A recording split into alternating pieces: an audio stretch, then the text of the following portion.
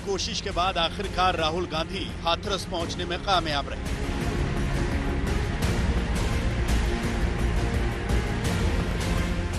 शाम 7:30 बजे राहुल का काफिला रेप पीड़िता के गांव में दाखिल हुआ।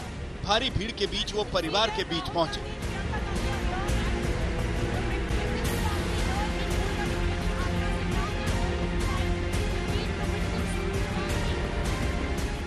बंद कमरे में राहुल और प्रियंका की परिवार से मुलाकात हुई। परिवार के बीच जैसे ही दोनों पहुंचे, उनके सब्र का बांध टूट गया। प्रियंका ने आगे बढ़कर रेप पीड़िता की मां को गले लगाया। परिवार के आंसू रुक नहीं रहे थे। दोनों ने परिवार को ढांढस बंधाया। इंसाफ की लड़ाई में उनके साथ खड़े होने की बात कही और हर संभव मदद का वायदा दोहराया। हमारी कोई पर्सनल बात नहीं हुई, उन्होंने सिर्फ हमें सुना, हमें समझा। वो यही उन्होंने जो हमारी प्रॉब्लम्स थी, जो हम आपको उस दिन से बताते हुए आ रहे हैं, जो हम पे बीती है, हमने सिर्फ उनके सामने यही सब रखा है। उन लोगों ने क्या कहा आपसे? उन लोगों ने भी यही बोला, आश्वासन दिया कि हम आपकी भी सहायता करें, कभी जरूरत हो तो बताना, कोई भी हेल्प चाहिए हो तो बताना। इन सब बातों में यही सब बातें हुई हैं।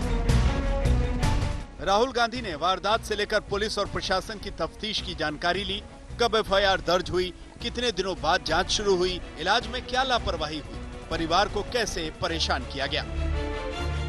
योगी आदित्यनाथ जी को अपनी जिम्मेदारी समझनी पड़ेगी और उनको समझना पड़ेगा।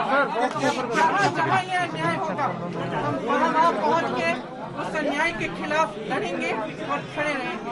और जब तक न्याय नहीं होगा तो न वो हमें रोक सकते हैं और न कोई और हमें रोक पाएगा। अभी तेरा मोबाइल आ रहा है बीच में। राहुल जी सर इधर सर भाई माइक मत भाई एक मिनट एक second. Telling the government that it is the government of UP's responsibility to protect this family, इनकी रक्षा करना यूपी सरकार की जिम्मेदारी। वैसे तो राहुल गांधी हाथरस पहुंचने के लिए 35 सांसदों के साथ निकले थे, लेकिन राहुल और प्रियंका समेत 5 लोगों को ही प्रशासन ने हाथरस जाने की इजाजत दी। इलाके में धारा 144 लागू है। यही वजह है कि 5 लोगों को ही यहां जाने की इजाजत मिली। 5 लोगों में राहुल और प्रियंका के अलावा सांसद अधीर रंजन चौधरी, केसी वेणुगोपाल और मुकुल वासनिक शामिल थे। प्रियंका गांधी वाड्रा की ओर से कहा गया है अन्याय के खिलाफ लड़ेंगे। यहाँ पर काफी आक्रामक तरीके से नजर आई है प्रियंका गांधी वाड्रा। उन्होंने कहा अन्याय के खिलाफ लड़ेंगे। राहुल गांधी ने कहा परिवार की कोई भी गलती नहीं है, हम परिवार के साथ खड़े हैं।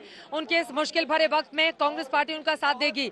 राहुल गांधी प्रियंका गांधी की तकरीबन 50 मिनट से ज्यादा देर तक की यह मुलाकात और यहाँ पर रुकना और उसके बाद यहाँ से जाना, अन्याय के खिलाफ लड़ेंगे इस बात का भरोसा देते हुए परिवार से मुलाकात के बाद अब ये दोनों ही नेता पहुंच चुके हैं। सबसे पहले आज दोपहर 3 बजे के करीब दिल्ली नोएडा को जोड़ने वाली डीएनडी पर यूपी पुलिस का भारी पहरा था। माना गया कि ये तैयारी राहुल और प्रियंका को रोकने के लिए की गई थी। टोल नाके पर फौज सरी की पुलिस रास्ता रोके खड़ी थी, तो दूसरी तरफ कांग्रेस कार्यकर्ता पैदल ही डीएनडी पर आगे बढ़ रहे थे। कार की स्टीयरिंग प्रियंका के हाथ में थी। बगल में भाई को बिठाकर वो हाथरस का सियासी हाईवे नापने के लिए निकल पड़ी। इसके साथ भारी संख्या में कांग्रेस के कार्यकर्ता थे। 35 से ज्यादा सांसद थे। हो हंगामा बढ़ा तो खाकीधारियों के सब्र का बांध टूटा। डीएनडी पर कांग्रेस कार्यकर्ताओं की पीठ को यूपी की पुलिस ने लाठी से नाप दिया। भगदड़ मच गई।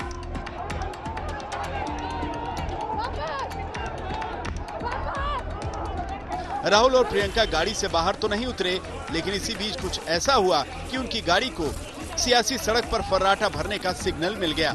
राहुल ने अपने फोन पर पुलिस अफसरों को कोई संदेश दिखाया और अभी तक लोहे की दीवार बनी पुलिस राहुल और प्रियंका की गाड़ी के आगे से हटने लगी।